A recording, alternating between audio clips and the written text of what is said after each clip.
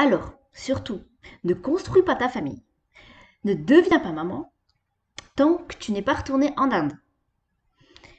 Ou alors, surtout, il faut que tu retrouves tes origines enfin. Si tu veux pouvoir construire ta vie de famille, de femme, de mère épanouie. C'est pas possible autrement. Tu ne seras pas complète et tu pourras rien construire tant que tu ne seras pas retourné à l'origine de ton abandon.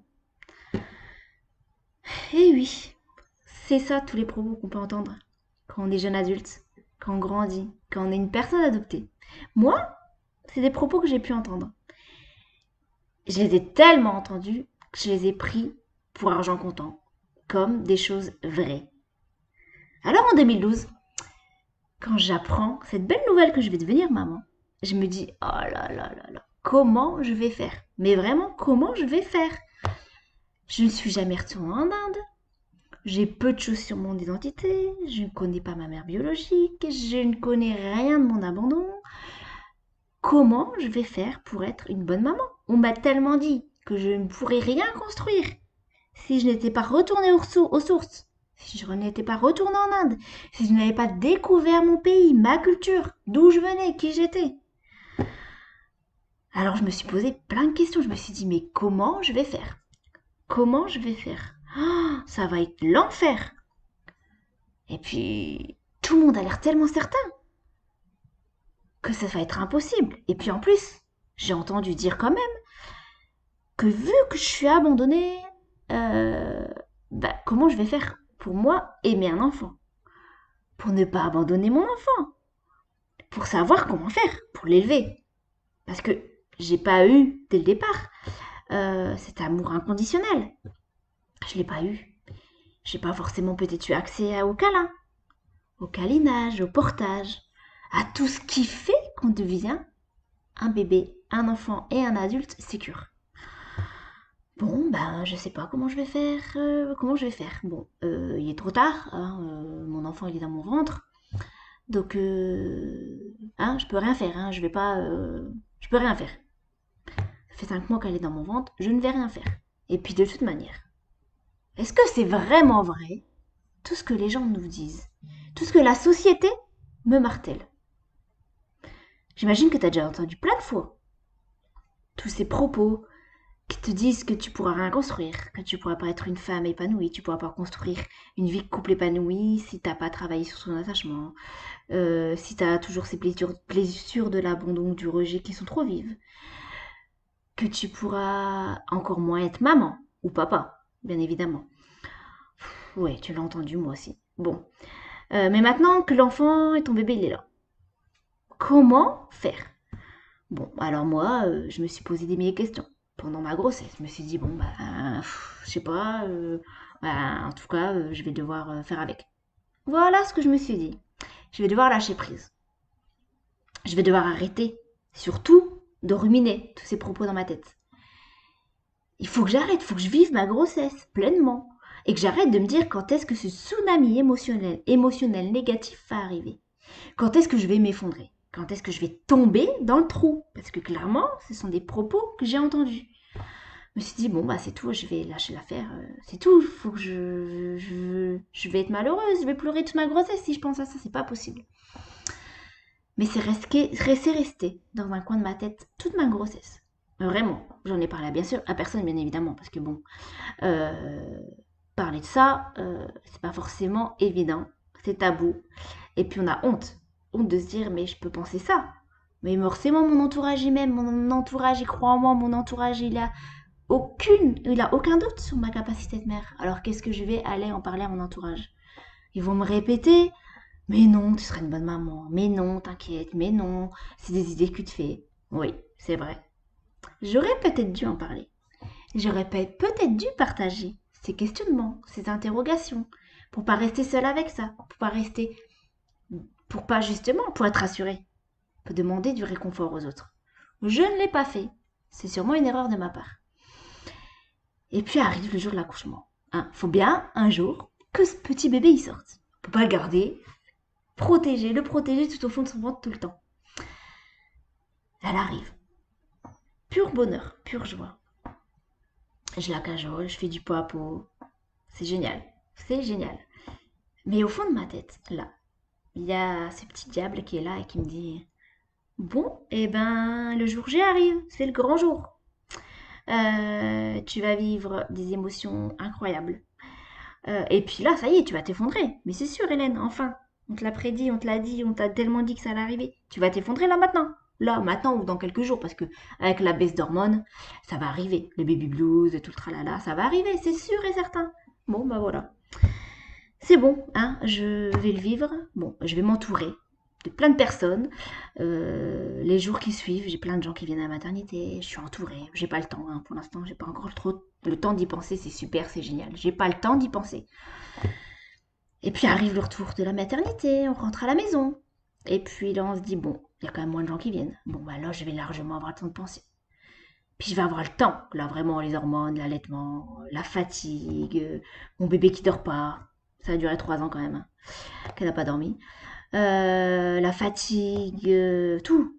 Je me dis, ben c'est sûr, ça va arriver, c'est sûr, c'est sûr, c'est sûr. Alors je me conditionne à me mettre une pression incroyable pour être une super maman, à tout essayer de faire bien, à l'allaiter, à faire tout ce que je peux pour que ce lien d'attachement à ma fille se fasse dans les meilleures conditions.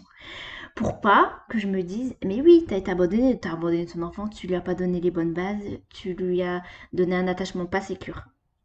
On te l'avait prédit, c'est arrivé. Non, c'est mort, ça n'arrivera pas, je vais tout faire pour. Je m'épuise, je m'épuise, je m'épuise. Et c'est quoi les conséquences de ça? Et c'est qu'au final, je profite pas pleinement de mon enfant. Je profite pas pleinement de son arrivée, de ses premiers sourires, de ses premiers pas. Je suis là, je suis vraiment là. J'ai même pris un mi-temps, j'ai arrêté de travailler en partie pour être avec elle, pour profiter pendant 3 ans avec elle. Je sais pas si c'était pour les bonnes raisons. Est-ce que c'était pour me prouver à moi-même que je serais une bonne maman, que je ne serais pas une maman abandonnée, que j'apporterais un attachement sécure à mon enfant, et puis que je serais là toujours pour elle, je l'abandonnerai pas. Je sais pas si c'est pour ça. En tout cas, moi, je sais que je voulais et j'avais ce besoin de me prouver quelque chose, de prouver à mon entourage, de prouver au monde entier qu'on pouvait être abandonné à la naissance, mais qu'on pouvait être une bonne maman. Alors je me suis épuisée. Et puis j'ai vraiment pas profité pleinement. Et puis, mais j'étais heureuse. Enfin voilà, je vivais ma vie. Tout à fait classique. Je profitais, j'allais au parc. Je faisais plein de choses avec. J'avais une vraie vie de famille rêvée. Au fond, moi, je me rendais bien compte qu'il y avait quelque chose qui manquait. Mais c'est tout. J'avais appris et j'avais grandi avec l'idée qu'il fallait avancer, avancer, avancer coûte que coûte sans forcément se poser de questions. Et puis en 2018, j'ai une deuxième petite fille qui arrive, c'est le bonheur aussi encore. Et puis je revis exactement la même chose. Je repasse par les mêmes étapes. Pendant l'accouchement, il va se passer quelque chose. À l'accouchement, il va se passer un truc de fou. Et puis là, je me dis, bon, toujours rien. Et puis, comme à la première, j'ai oublié de vous passer, j'ai oublié cette étape. À la première, je m'étais dit aussi, et donc à la deuxième, je m'étais dit, bon, bah ça va arriver quand ma fille, elle aura 16 mois. Parce que vu que je suis arrivée en France à 16 mois, là, je vais avoir le déclic, bim. Le coup de foudre, là. Le truc qui t'explose et qui te met en 1000 morceaux, ça va arriver. Ça va arriver. Je me dis pareil, ma deuxième elle arrive, 16 mois, bon, je me dis ça va arriver, je vais tomber dans une dépression, il va se passer quelque chose, c'est pas possible. Rien. Bon, bah tant mieux, hein. Et là je me dis, c'est pas possible, même si je sais que je n'aurai pas de troisième enfant, c'est pas possible. C'est pas possible en fait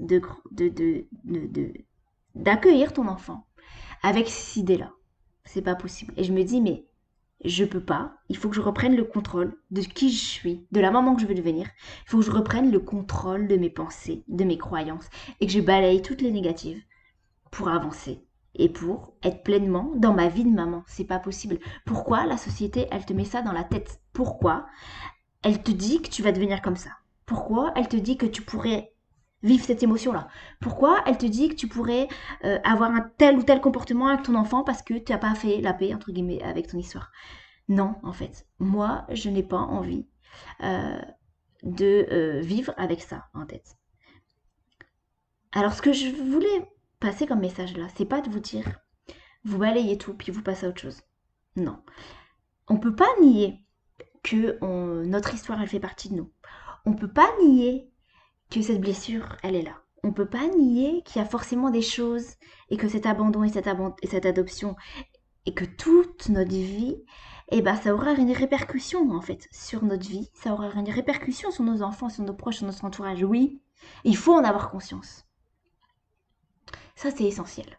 Je ne vous dis pas que tout est beau, tout est rose, parce que ça ne l'est pas. Parce que devenir papa, maman, c'est une construction.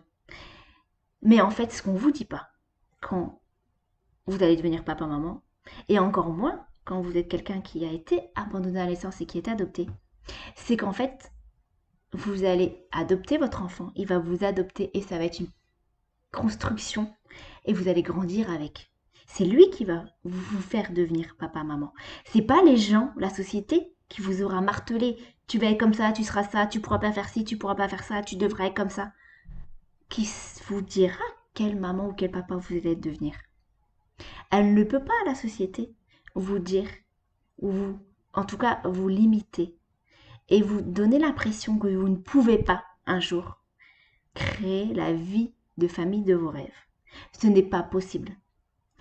L'objectif, c'est de pouvoir vous libérer vraiment de ce schéma qu'on a pu vous dicter, vous libérer de ces propos, de ces paroles, de ce poids, de cette pression que vous vous mettez monumentale.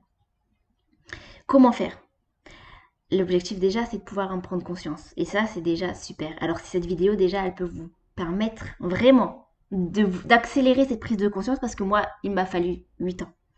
Donc si, enfin 8 ans, non 6 ans, si cette vidéo, elle peut vous permettre de prendre déjà conscience vraiment que inconsciemment, ces propos, ce que la société engendre, ce que la société vous met dans la tête inconsciemment, c'est là. Et donc que vous ayez conscience déjà de ça, ça va vous faire gagner un temps de fou. Alors si cette vidéo déjà, elle peut vous permettre vraiment de pouvoir aller plus vite dans votre réflexion, ce sera génial. Et ensuite, si ça peut vous permettre aussi d'être le déclic pour vous dire je veux enfin être actrice de ce que je pense, de ce que je crois et de ce que je veux et de quelle maman et quel papa et quelle personne je veux devenir pour être un exemple pour mon enfant, pour lui apporter ce que je veux, pour faire la paix avec mon histoire, pour ce que vous voulez en tout cas, mais quelque chose qui est bon pour vous. Et bien cette vidéo, elle aura eu toute son utilité.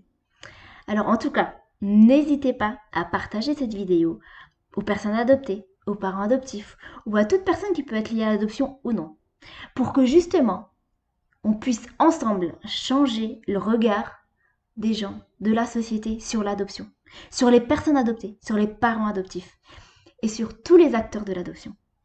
Alors en tout cas, à très vite dans une prochaine vidéo et n'hésitez pas à vous abonner et à le partager. À très vite. Ciao ciao.